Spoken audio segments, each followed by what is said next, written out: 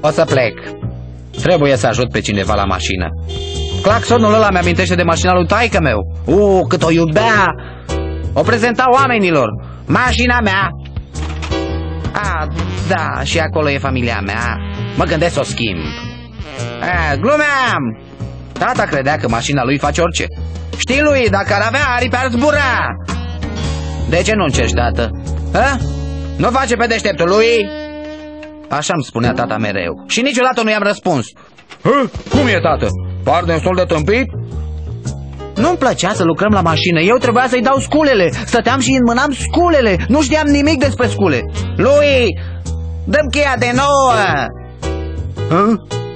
Are mânerul bleu? Mă distram doar când se lovea la degete. Și cheia sosea. Păzea, e cheia fixă de nouă. Născut în Rambler. Tata își iubea mașina. O trata ca pe un membru al familiei. Te simți bine? Mai bine, mersi. Nu trebuia să mănânc cornul caramel la micul dejun. Nu vorbeam cu tine. Vorbeam cu micuța mea de aici. Cum te simți, prietena mea pe roți? Cine a pus benzină fără plumb? De fapt, pentru el mașina era membrul preferat al familiei. O prezenta și oamenilor. Johnson, Mordecai, veniți! Iată Ramblerul meu. Hei, tată, și noi? Da, și acolo e familia mea. Ei, ce motor frumos ai, Anderson. Da, pozele din portofelul tău nu avantajează.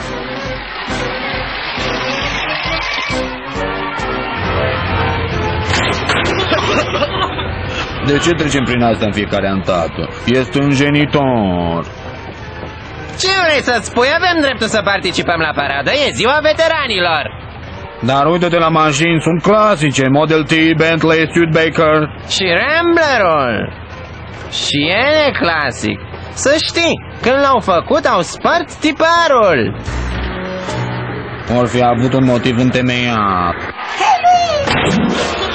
Chestia e că după 20 de ani de serviciu, cel mai important membru al familiei s-a îmbolnăvit. Hai, aplecați-vă! Nu cred că o să reușim, tată. Are dreptate! Reușim noi. Evacuăm! Trecem pe manual. O luăm de la capăt. Haide, împingeți mai tare! Ceștile ne depășesc!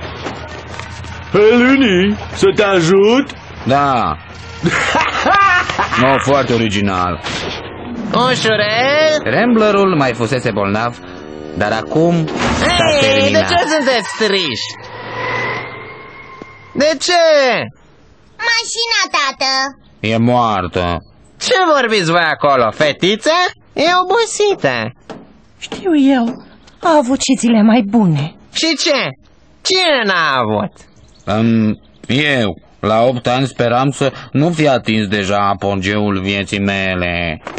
Are nevoie doar de odihnă. Așa că să facem liniște și să o lăsăm pe ceșcuța mea să doarmă puțin. Nu vine înăuntru, tată? Ce? Și să o las pe fetița mea afară? O pradă ideală pentru toți hoții? N-aș prea crede.